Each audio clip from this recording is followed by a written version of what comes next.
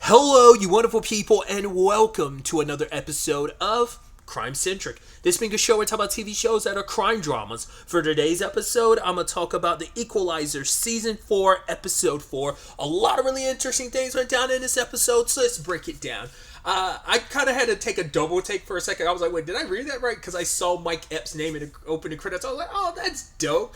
I was curious, like, oh, I wonder what character he's going to play. But essentially, this starts off with an undercover cop. Is it Rose Garcia, I believe? We'll just refer to her as Garcia. But she's an old partner of Dante's, and at first I had to be reminding myself. I was like, all right, like this is like an older partner, because I was about to say that his previous partner died back in season 1, didn't she?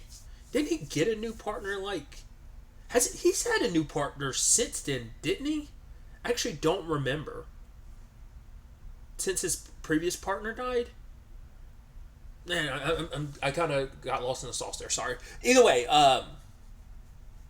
regardless of it, this is someone he knew that he actually knew back in the academy days. It was actually really interesting to hear him talk about how she was one of the few people, because everyone, his dad, Dante's always been overshadowed by his dad and his dad's reputation, and obviously, that's always been his greatest fear. He's always strived to be better. He wants to prove to people, even to himself, that he's not his father. That's always been a struggle that Dante's had, and he's kind of lightened up on himself a little bit, but I think that insecurity will always be there, because he's always going to be worried about, that's all people are ever going to see is Big Ben when they look at me. They don't see me as just Marcus, they see my father. So that, once again, that goes into why him and Robin had their beef early on in the show, is because he's all about he looks at things as so extremes. I had even brought it, I think, last episode about how things are more black and there's areas of gray, but Dante was very clear cut. There's good, there's bad. It's so black and white to him, but that's because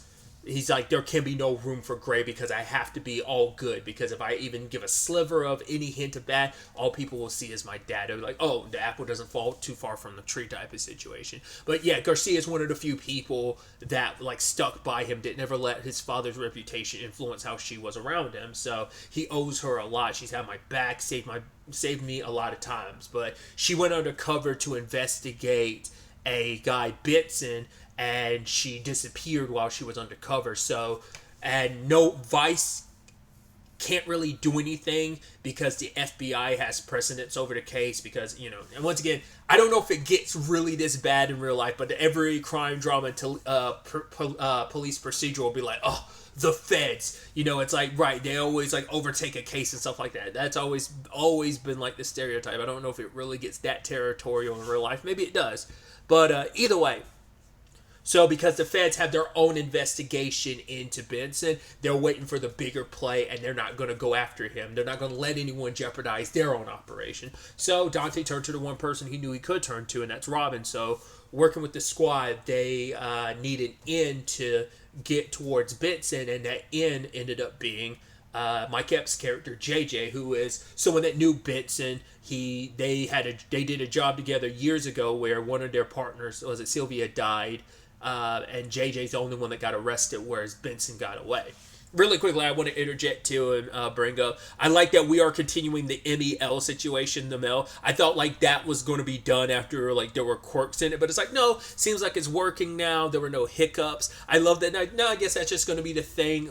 Harry set it up for a reason. He had given his explanation in episode 2 on why he wanted it to be a thing, and now I guess we're just going to see it more and more throughout the season. So I'm curious, is that going to set up a story beat of something going wrong related to it? Maybe that'll tie into the Michelle thing of that'll help track her down, make it easier to find her, or it gets used against them in some shape or form later on. Might even have I doubt they'd go down this route, but there's potential to go hey, the system goes rogue and it causes issues. That Harry, the creator, has to put down his creation kind of in a very a Frankenstein-esque AI thing they might kind of have going on. I doubt it's going to be that, but they could if they wanted to. I'm curious to see if it ends up setting up a thread like that. But anyway, getting back to it. JJ initially was kind of dude, I've got 6 months left on my sentence. Why do I want to even put myself in this situation? But Robin was able to get to him saying right, Benson left. The only reason why you got caught is because you stayed by Sylvia's side trying to make sure she survived. For him, it's like, she died regardless, so what was the point? Nothing I do now could bring her back. But it's like, yeah, but if you help us stop Benson, you can stop, like, him from doing the Garcia, what happened with, like, Sylvia, like, you could stop someone else's death. It's like, right, what happened to Sylvia isn't on you, that's on Benson. But if you don't help us, whatever happens to Garcia, that in itself will be on you. Because he was like, oh, you're trying to manipulate me emotionally and all that stuff. He's like, no, I'm not gonna. But it did eventually work. We also find out he's got a pen pal named Bertha. It's like, no. He's like, well, no, you think I got catfish? Because Robin was looking. I'm like, I'm not saying anything, but it just seems a little, I don't know. And I was like, is that gonna be the thing of, I should have figured as much, because that's the typical troll of, like, the storytelling of, like, oh no, you got catfish, this person doesn't it really exist, yada yada. But when Harry looked into it later on and was like, no, she doesn't exist, I was like, oh, he did. Because usually the thing would be, oh no, it turns out she actually was real the entire time. You've seen the story play out so many times. It's a very classic love story situation, but it's like, oh no, turns out, yeah, she actually was real the entire time, you know? So that's actually sweet, but we'll get to that when we get to the end of the episode. But I'm surprised JJ wasn't more duplicitous than he ended up being in the episode. I mean, he was. Like, the moment he had an opportunity, Robin was defending him from people he owes debts to. He ran, immediately got some lottery tickets, and he's saying they're not, like, he's, like, literally, like, got to pay off these debts and stuff. And I love the whole situation of, he was saying, like, oh, you don't, he was basically going to make a reference to the whole, you missed, 100% of the shots you don't take or whatever. And it's like, yeah, you know, as MJ said, and she's like, actually, it's, the word is shots, because he had put something else there. No, yeah, you miss 100% of the bets you don't take. And she's like, shots. And it wasn't MJ, it was Gretzky. He's like, no, I'm pretty sure it was MJ. She's like, Gretzky. He's like, you want to bet on it? It's like, he kept making bets. Like I said, he did do some scummy stuff, because he kept lying to Benson and to everyone that, oh, I don't have that 200K. The cops must have taken it. I was like, you definitely have that 200K. And he does, but he planned on giving it to Bertha, which I thought was so interesting. I was like, what? Because when he went back to his grandma's house, because I even love the whole thing later on when he's talking to Mel, and it's like, yeah, he's like, oh, that friend of yours is so good. It's like, yeah, she thinks your grandma that you keep bringing up is actually your bookie. He's like, no, my grandma's real. You want to meet her? He's like, but I mean, if you go in there, we're gonna have to play boyfriend and girlfriend. I mean, we might have to, like, hold hands and act all lovely. I mean, you're really gonna have to sell it. You know, if you want to, we're gonna have to kiss. And she's like, I'll wait outside. He was almost like, it's like, for one, she's a married woman, so she's not going to play up that for you, JJ. But I do love, he took the 200K and was trying to sneak out the back window. Unfortunately for him, Frankie caught up to him. Like, Frankie was on his ass for no reason. Understandably, because they just got the Garcia situation, so it makes sense. But he was so ready. He was like, I know you got ties to Benson. I don't like you. I don't trust you. Just your timing's a little weird. You got out 6 months early. You can make excuses. Benson's willing to overlook a lot of that, because it's like, hey, you went to prison for 8 years. You held it down, you know, so you're a real friend. But Frankie was just like, nah, the moment I don't like you do anything, I'm gonna pop you. I'm gonna kill you. And he was about ready to if Mel hadn't stepped in, so. So, yes, he did quite a bit duplicitous stuff in the episode, but I guess in my head I almost expected him to be even more duplicitous. I mean, because even Rob said it's like, yeah, he's got a good heart, like, he's misguided and he's got his issues and his problems, but he's kind of good-natured in a lot of ways, you know, so I just thought that was kind of, like I said, he wasn't scummy, and he's supposed to be lovable. He's kind of like a lovable con man that you can't trust. And that was also the irony. He's being like, yeah, I'm a con man, so how would I get conned? But it's like, yeah, with the whole Bertha thing, once again, it didn't happen. It didn't turn out he was conned because Bertha was real, but like I said, we'll get to that. I was almost concerned when that whole reveal happened with Garcia, because I was like, wait, I was like, there's no way they made that as depressing by making it she actually died. But I was like, well, if you look at her, like, you know, that you didn't see any wounds on her, so I was like, not unless they poisoned her. I was like, did they make her like have the overdose or something? Because I was like, she seemed like not.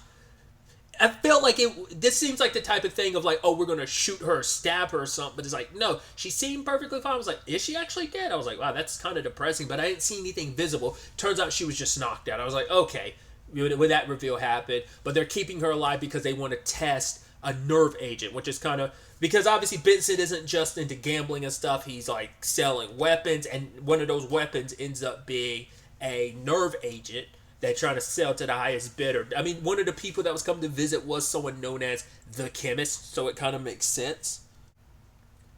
I also am surprised that story beat with JJ gambling in the. I mean, he didn't really have any role. His role was just to be there because he was able to get Mel in, and he was able to get Rob in when she was pretending to be like an associate of one of the buyers for the nerve agent.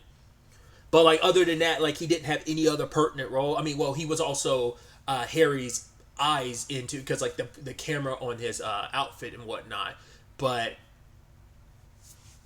he kind of got swept up into gambling. So like he was at the table. I even love later on. He's like, yeah, almost like May. Like half. I was in a good spot. I mean, when we saw him, he had a whole bunch of chips on his side. It's like, I mean, that's also the thing. Like, you know, some gamblers are good, but you know, the house always wins in the end type of situation. And then there's just gamblers who just like find themselves like, because once you get that up, you're thinking like, oh, I'm good, I'm great, I'm in a good position. But then like I said, it all comes crumbling down type of situation. So. I mean, it was very touch and go there at the end of the episode, but luckily, I mean, for one, Benson got caught because JJ, like, held it down. I love that Benson had some moves on because I thought, like, JJ was about to knock him, but, like, got tossed. I was like, wow. But then, like, Benson tripped him up, and then I believe it was, like, Mel and Rob showed up and, like stopped him. But other than that, like, Dante and the cops got to Garcia in time to administrate like the antidote for the nerve agent. So it turns out she's 100% okay at the end. But we also find out that, like I was bringing up earlier multiple times, Bertha is real. She was just using a fake name, which he was like, wait, you were using a fake name? Like, where's the trust? And Mel's like, you're a con man. You do realize that, right? Because he kept bringing up like, oh, where's the trust? It's like, do we really need to keep going over why we can't trust you?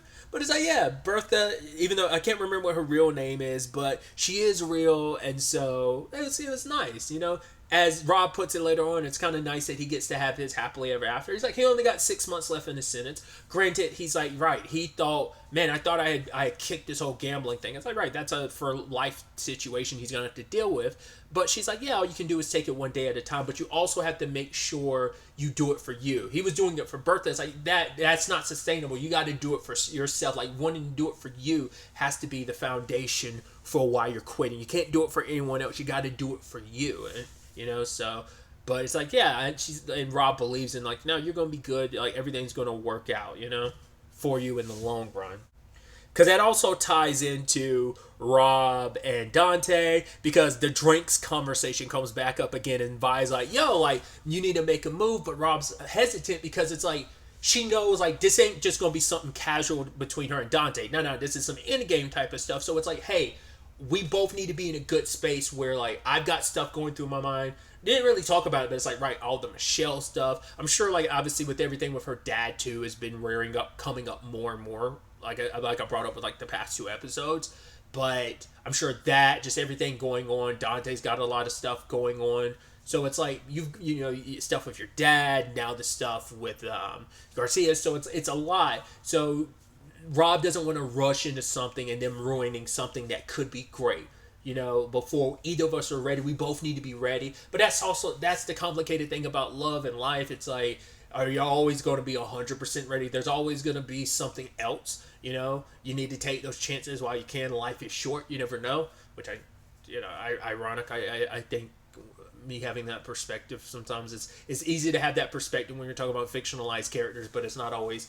I say that, but I don't always apply that realistically to my own life. It's just the irony behind it. But yeah, I just thought that was kind of a neat story, and just when it's all said and done, Dante's the one that kind of wanted to take a pause, because it's like, yeah, I'm you know, at the end of the day, Rob was trying to explain to him, like, no matter what, you aren't your dad. You are a good person. You are a good, so like, you are a good person, Dante. No matter how this situation would have played out, even if set things, God forbid, had turned bad and Garcia had made it, it wouldn't have changed who you are. You are a good person, and that's 100% okay. And no matter what happens, we can take a pause, but I know that I'm always going to be here. I've got your back. Because he was like, yeah, I was able to get through this because I had you and your support. You're the reason why this was able to happen. So I thought that, like I said, that was beautiful, and we'll see where things kind of go from there. It's interesting too because she hasn't really had those conversations. I don't know if Delilah's picked up on it.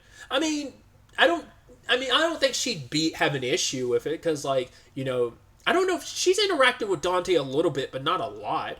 I'd say Vi and Delilah both interacted with him just as much as each other. I don't think neither one's really, but they know what type of person Marcus is. So I think Delilah would sign off on it, obviously. But there's also a little interesting backstory we got this episode too. Just a little tidbit of, it turns out her dad and his current SO Kelly are split.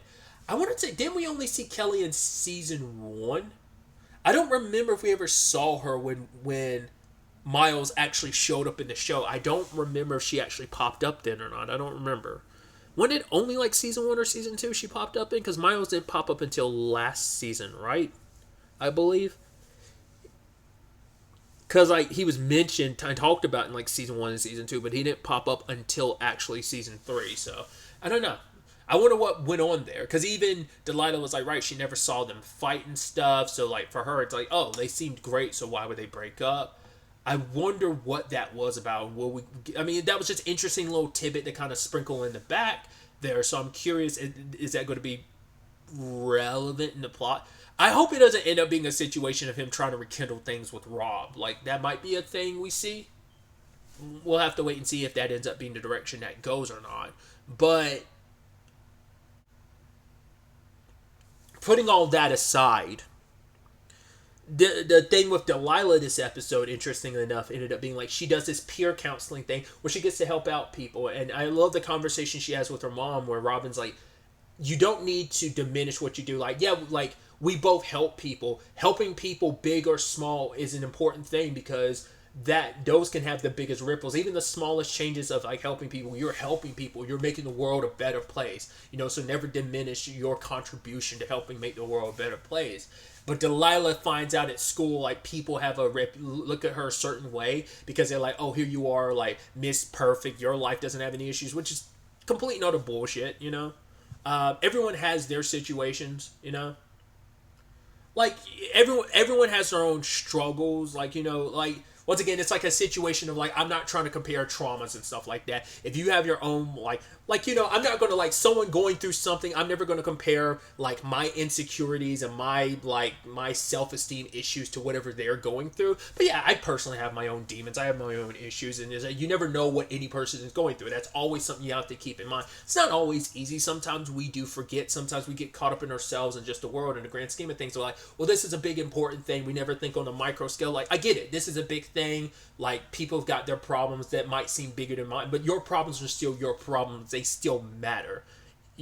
It's like I said, it's not a comparing of like, oh, who has it worse. It's like everyone's going through something on some level. Like, very few people I think are like everything's honky-dory and perfect. I think, like, there's some highs, some lows. That's just life in general, right? So, but for them to kind of say that about Delilah, not knowing like everything that she's been through, what she's had to deal with, so that is kind of messed up. And especially like everyone kind of laughing, and there's a online group dedicated to talking smack about her, calling her dull Isla.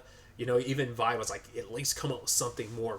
Like, I mean, that's god awful. Like, pick some, at least if you're gonna like bring the smoke, like, bring something better than that whack crap, And Delilah was kind of feeling like bummed about it because it's like, yeah, people don't know my circumstances. All I want to do is help people. Like, why is that such a bad thing? And Vi's like, it's not a bad thing, All you can do is try and be true to yourself. And that's why she feels even more ostracized a little bit, because now Vi's like, is that part of the reason why you want to join the military, is to find like-minded people? Because it's like, hey, that's the antithesis of the military. Like, obviously, like, the general point is to protect people and help those, and keep people safe. Obviously, it can be utilized by certain agendas, people's personal agendas, but generally speaking, the military represents that, protecting the country, protecting the people you care about, protecting those you don't know, people you'll never meet and never know. You the military is there to protect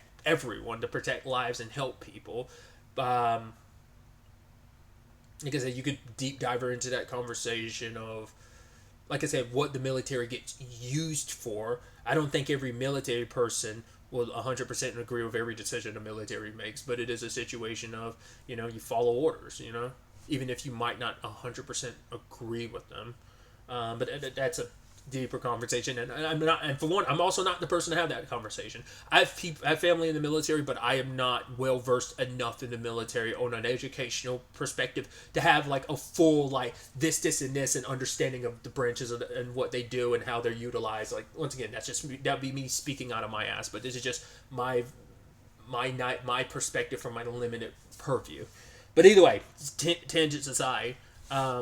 So that was kind of interesting. Once again, getting more and more insight into Delilah's decision to potentially want to join the military. But her, Vi brings up the option of, well, you also have to realize, like, if you look around, you'll find other students at your school who feel the same way. So kind of don't let what other people say bog you down. All you have to do is stay true to you and what you represent. And even later on, her, Robin, Vi are sitting down talking about everything. And it turns out not everyone in that group is against Delilah. A lot of them support her, so it's kind of a nice, it was a nice thing, and just kind of a reconfirmation of, yeah, you're doing something good. Don't let others deter you from it. There will be people who just say stuff to kind of like pull you away, but it's like, right, if you got haters, like, that just means you're doing the right thing. You're doing what you're supposed to do. So I just thought it was kind of nice, them singing and joining in together, like at the end of the episode like that. Just like, obviously that family dynamic is beautiful. So